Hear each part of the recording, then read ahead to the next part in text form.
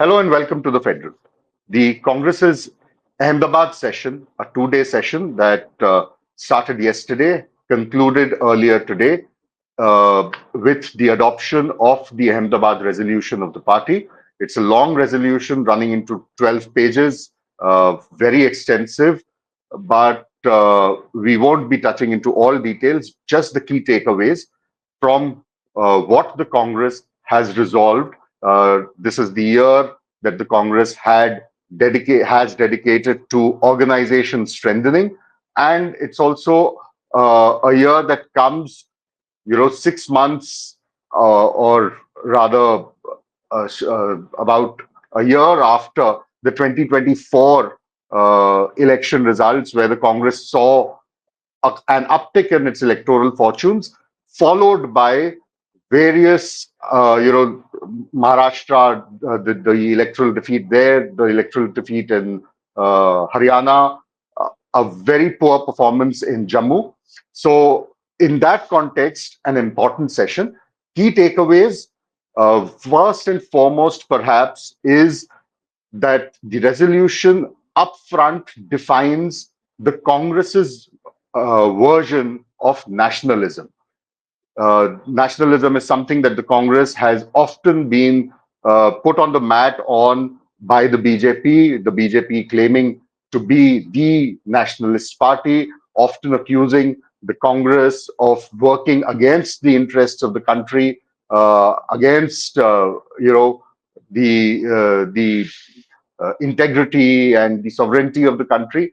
So the Congress sort of trying to reclaim as the party of the independence movement, trying to reclaim that its thing for nationalism. It has defined how the Congress's nationalism is different from what it calls the pseudo nationalism of the BJP by saying that the Congress's nationalism talks of is basically rooted in uniting people, in celebrating diversity, in overcoming any kind of divide in the country, while the BJP's nationalism is pseudo nationalism. It talks of a north south divide, a language divide, a caste divide, so on and so forth. So a very clear attempt in the resolution by the Congress to define what its nationalism stands for. Second, the Lok Sabha elections and onwards, we've seen the Congress repeatedly talking about save the Constitution.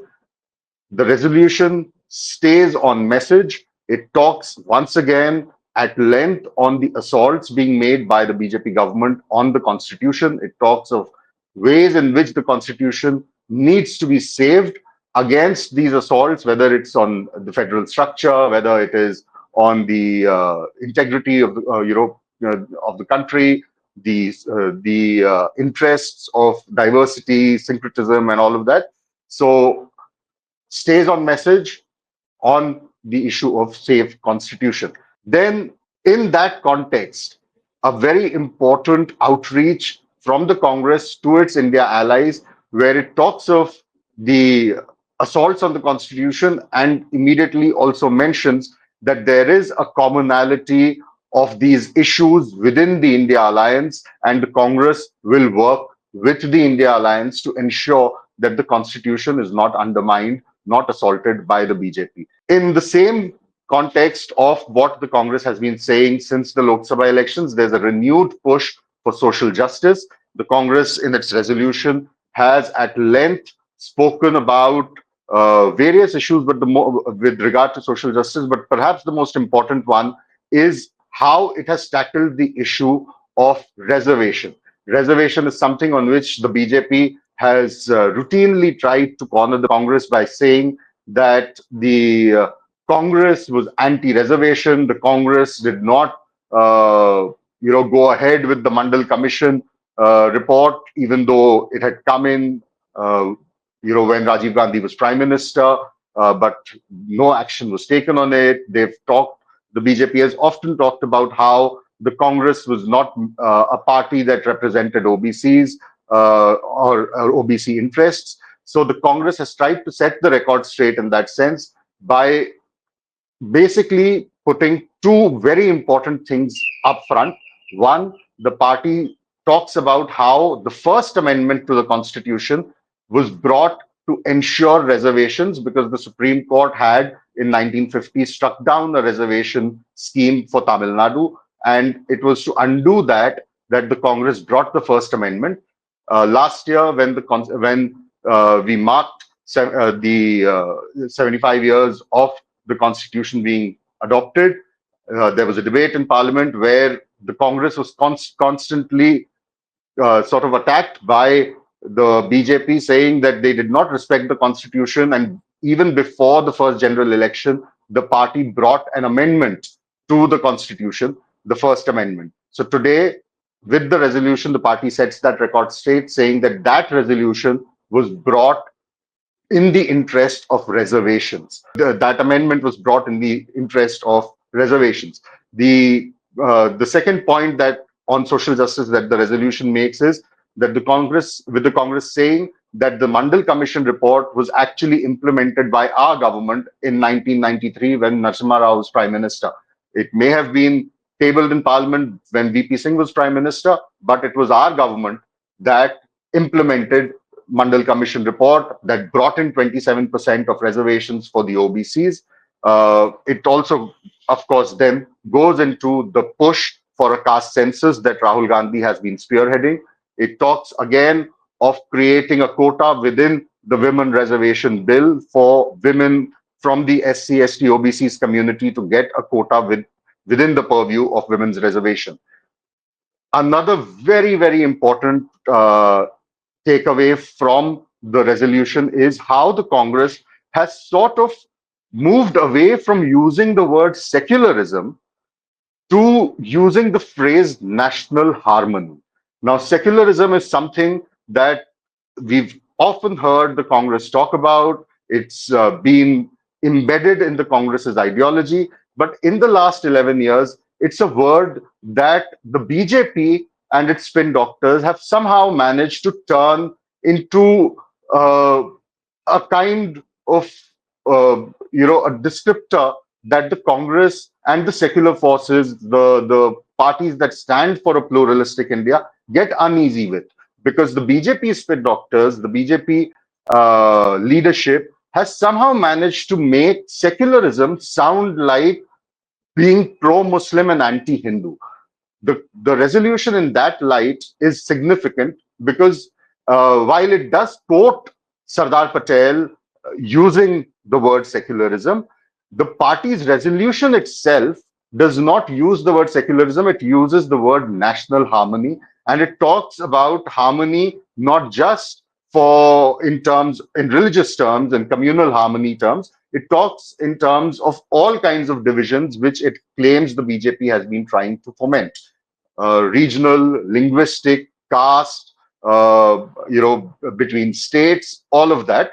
So national harmony seems to be the new mantra for the Congress, kind of moving away, in a sense, or diluting the use of the word secularism that it used earlier. It's perhaps more comfortable now in the current political context by using the word national harmony or pluralism. Uh, the other aspects in the resolution talk about similar issues that we've heard the Congress leadership talk about repeatedly, reaffirming their support to the farmers, reaffirming their support to the issue of economic justice, on job creation, and then, of course, attacking the BJP government on the very same issues by saying that the BJP government hasn't brought in a legal guarantee for the MSP. It has not been able to create jobs. It has not been working in the interest of the MSMEs and actually just being patronizing crony capitalists. So there is a lot on social justice, on economic injustice that the resolution talks about. And then it attacks the BJP government for what it calls a very weak-kneed foreign policy. It cites the example of the government's stand or the lack of a stand on the issue of Bangladesh, how religious minorities in Bangladesh are being targeted since the coup. It talks about the government not being able to push back against Donald Trump after the imposition of tariffs by the United States. It also talks about how the Chinese aggression and transgression on Indian soil has continued without the government being able to take a bold stand against China. All of this basically sort of gives the resolution what Congress leader Shashi Tharoor had said, a mix of not just the typical negativity that the Congress was often accused of, but also a positive future looking outlook, a narrative that it can present while attacking the BJP. That this is what the BJP stands for, and this is what we stand for. Earlier in the day, when Shashi Tharoor seconded this resolution in the AICC session, he at length spoke about the need to not just indulge in negative criticism, but also talk of the future, to speak to the youth who may not be interested in the past, but want to know what is being done for them. So, in that sense, the resolution does lay out the Congress's vision. It lays out, while criticizing the government, it also lays out a certain positive outlook from the Congress's point of view. The one area where the resolution falls absolutely flat is the issue of organization building, because that's something that hasn't been dealt with properly. It's only a reaffirmation in the sense that the Congress says that they are dedicating themselves to organization building this year. But what measures they plan to take are not mentioned in the resolution. So that for many may be the big letdown.